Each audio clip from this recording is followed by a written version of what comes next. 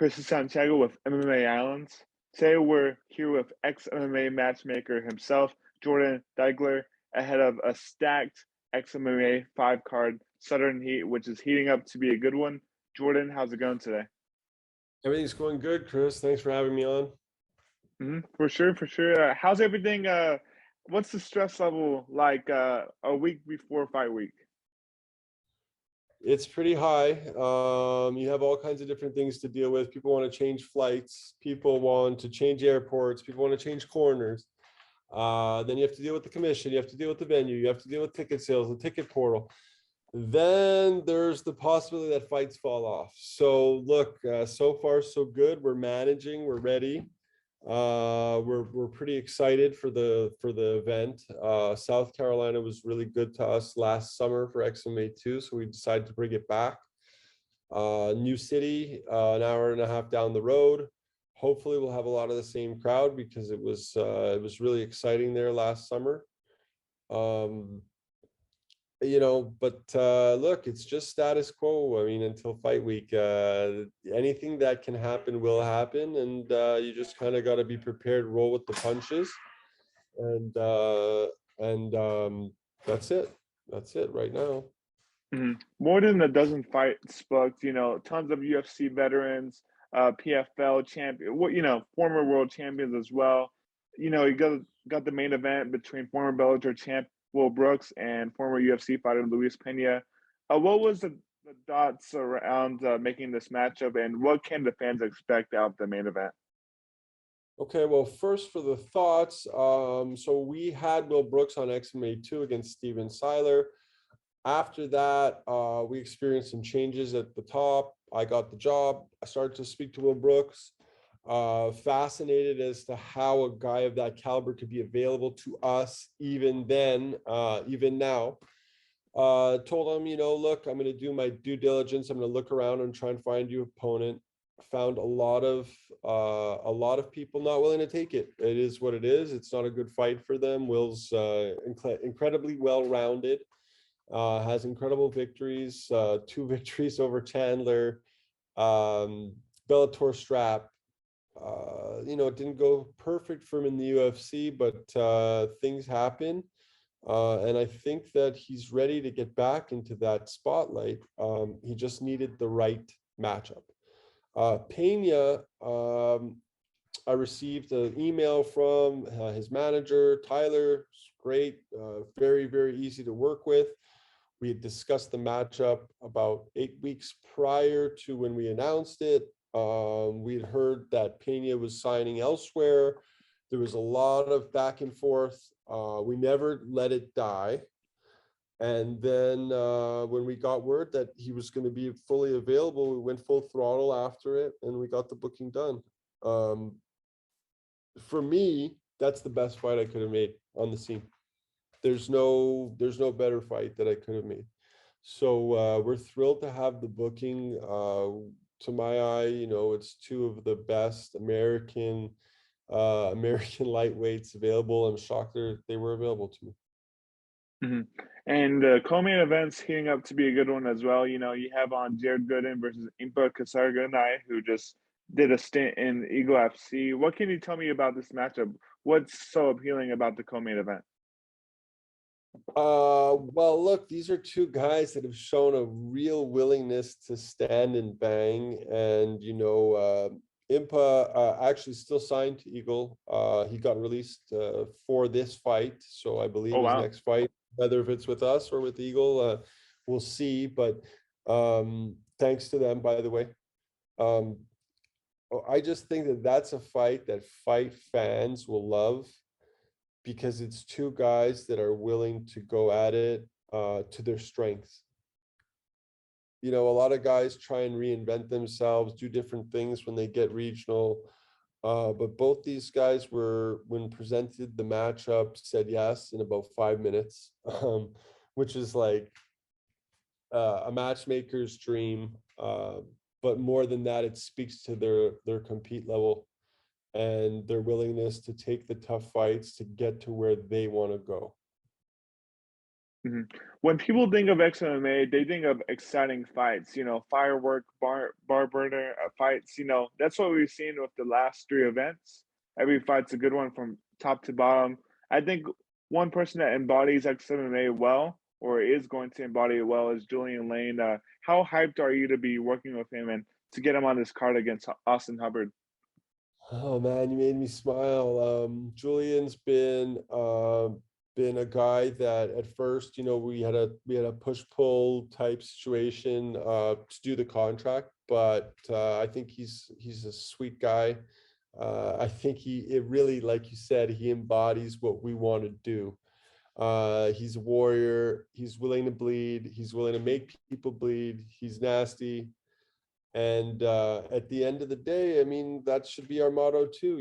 Let me bang, bro. I mean, it's we love it, and I think that he's going to come and he's going to see that this is a good place to fight for him, and it's the matchup's exciting. Hubbard's just coming out of the UFC, so we're lucky to get his first booking regionally. He's also been the dream to work with, super easy, he's been promoting on socials for us, and it's also another guy that I was shocked to have available to us. And Andre Harrison, former PLFL champ, former Titan FC champ, he has a lot of accolades, 22-2, I believe. Takes on Maike Linhares. What can you tell me about this exciting matchup? Same thing. Andre came to me. I was told that it's impossible to match up regionally. Unless you have a stable of fighters, not many people are going to be willing. Talked to Mikey's people. Mikey accepted pretty quickly. Andre accepted pretty quickly.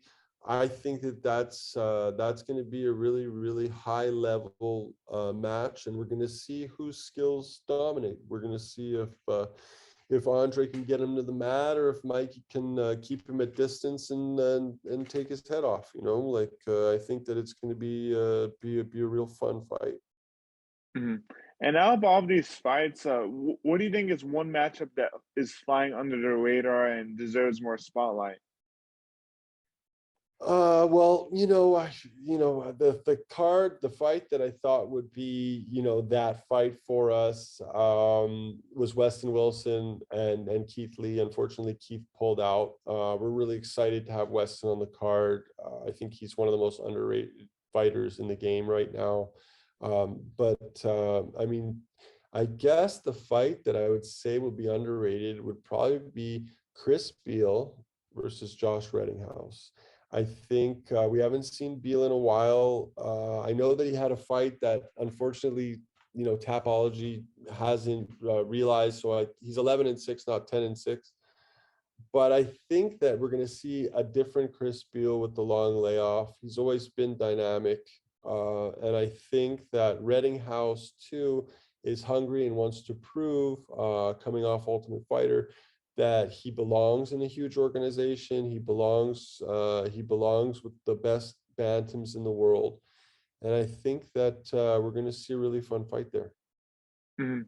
And was it like a lot harder to match make this card, especially after, your stars, Cal Bochniak, John Dodson, and others went off to other promotions? Like, how hard was it to match make this card with them being out? Well, look, I mean, every card is a different situation. And from our perspective at XMMA, we wish everyone well.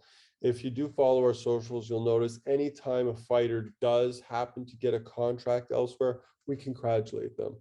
Mhm. It's important for us, to be involved in the process and be an outlet for fighters to have a second chance, whether they need it, to be the prospect getting the shot against the vet that can get them that ticket punch fight, to the UFC, Bellator, PFL $1 million tournament, ONE FC, wherever, bare knuckle FC. But our main goal is fighter relations and helping fighters grow, and for people to realize that a lot of these guys, you know, they come off a couple split losses or something's happening in their personal life. And people don't really get to understand the depth of how hard they train pre-fight. They only get to see and judge for 15 minutes, if it is 15 minutes. Sometimes it's a minute, but they get to judge a guy's performance from their couch or from the bar, and they make these assumptions that they know these characters. And what we'd like to do is make people understand that you're not as good as your last win, and you're definitely not as bad as your last loss. MMA is a journey. MMA is an unforgiving place, and we want to be able to tell those stories, and we want to be able to make people understand that there's fights outside the UFC, there's life outside of these big organizations, and we want sponsors to understand that what we're trying to do is ultimately different. We want to bring new eyes to the sport, not just necessarily the same casual fight fans. We want people to look at our guys and say, hey, what if this guy, this guy coming off a win, what if he got back into the UFC? What if he got a shot in the UFC? What if he got a shot at Bellator? We're having that kind of moment with Chris Curtis. He won twice with us, and now, he's fighting co-main event, same day as the event, 3-0 in the UFC, embodies the warrior spirit, embodies what XMMA is about. And, there was a time where I'm certain, he was being told he was too boring, or he was too old, or he was too, he wasn't good enough.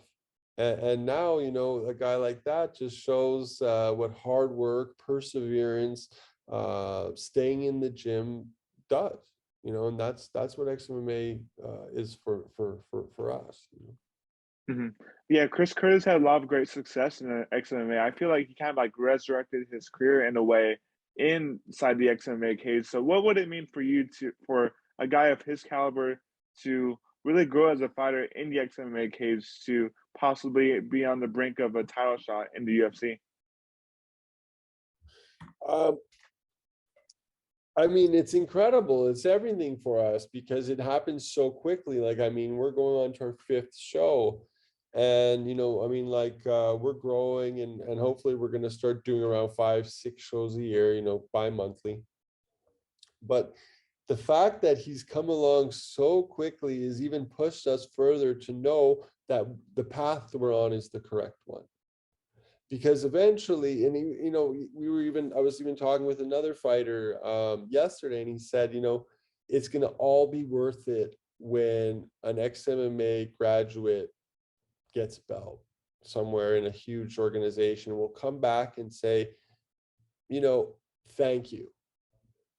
And for me, that's all I really want. I mean, I'd be super proud, and I just want to, say congrats, and if I hear a thank you, then so be it. If I don't, not my accolade. Mm-hmm. Our guy Mike said that XMMA is doing their shows differently. They're doing it different. What do you think he means by it? Like, and what sets XMMA apart from all the other promotions? Well, look, I mean, the dirty secret in MMA for me is that so many of these guys, when they step in the cage, they already have a relationship. And, it's not like wrestling, where wrestling, there's real violence, but it's a work, and it's predetermined, a predetermined outcome. XMMA, we still kind of have that vibe where there's the camaraderie, and everybody understands that they're going to go home to their families after the show. They're going to go to their local gyms. They're going to hear about their fight. So there's not as much fabricated animosity at our shows. If there's a real animosity, it'll come out in the cage. And if there's real animosity, it'll be an issue kind of for us as a bigger whole. So most guys, they understand that they're there, and this is a huge opportunity, and it's a crossroads in their career. Because we're offering this huge platform that's not run by anybody. they can come and they can say whatever they want on our platform. And it's never going to be censored, and it's never going to be told, oh, you can't fly this flag, or you can't talk about this subject. From my perspective, that's what sets us apart. You know, there's only a couple things that I wouldn't be good with on our stream. You know, a fighter started to be a bigot or started to talk some racist stuff. That wouldn't work for me. Say for anything, say anything else you want. You know, say how you feel, tell it how it is. You know, that's what's different. You know, we don't have sponsors dictating who they want to push. We're not fixing fights without you know, I'm not saying other promotions fix fights. I'm just saying that, look, when you create and you know everyone's strengths and weaknesses, it's very easy as a matchmaker to create the outcome that you desire. And I find that that happens way too often to accommodate certain fighters in certain organizations. Gotcha. And, you know, I've been to XMMA 2 in Greenville, XMMA 3 in New Orleans. XMMA 4 in New Orleans, XMMA 2 in Greenville. Can you describe the atmosphere that fans will get to see at XMMA 5 in Columbia, South Carolina? Well, we're hoping to have a very large crowd at this event. You know, we've been working very, very closely with the Army bases in the area to make them understand that we will do everything in our power for them to come and watch the fights at either a minimal cost or for free. We're also making sure that, you know, we get the locals engaged. So if you look at our fight card, you know, if you look at the area, the surrounding areas, and people that have family in the area, there's around 10 or 12 guys on our card. So, I mean, it's not, it speaks to the level of talent in the Carolinas first, and you know, in the Georgias and the Carolinas, that we can find so many guys that are going to be, you know, having a home game kind of. And we really believe that it's going to be our best crowd yet.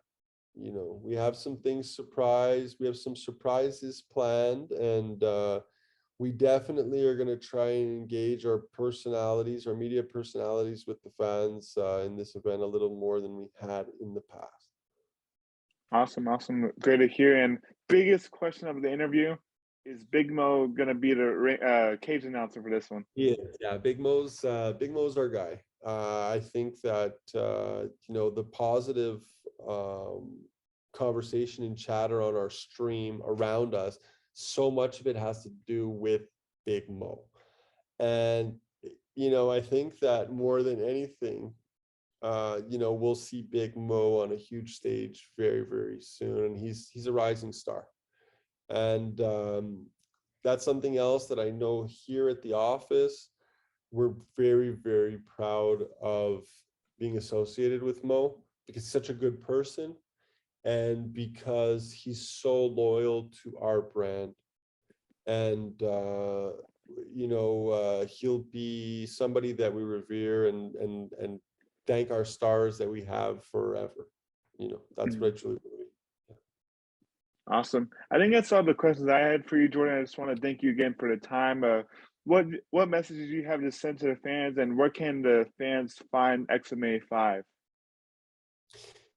So XMMA 5 is going to stream on YouTube starting at 6 p.m. July 23rd, 6 p.m. Eastern time. So 3 p.m. Pacific, I guess 5 Central, 4 Central. I don't know. But yeah, what can they expect? They can expect some knockouts, some submissions, some fight of the nights. They can expect some high-level MMA with some real good commentary, and you know, some of the hottest ring girls in the whole sport. That's something that we get a lot of feedback about as well. And you know, it's no secret in the industry that everyone always tells us we have the best ring girls. So If you're into that, then that'll be interesting. But more on the fights. I think that you're going to see a lot of guys, and you're going to see a lot of guys with the theme of redemption, and you're going to see a lot of guys that people don't realize how much meat is left on their bone. And a lot of people write these guys off, but I think that there's going to be quite the fireworks, and it's going to be a special event, especially with no competition for MMA that night. So nobody's got an excuse not to tune in. It's free, and UFC's on during the day. Awesome. Thanks so much, Jordan. I'll see you there in Columbia, South Carolina. Excellent. Thank you, Chris. Love to speak with you anytime, and truly appreciate it. Look forward to seeing you next week.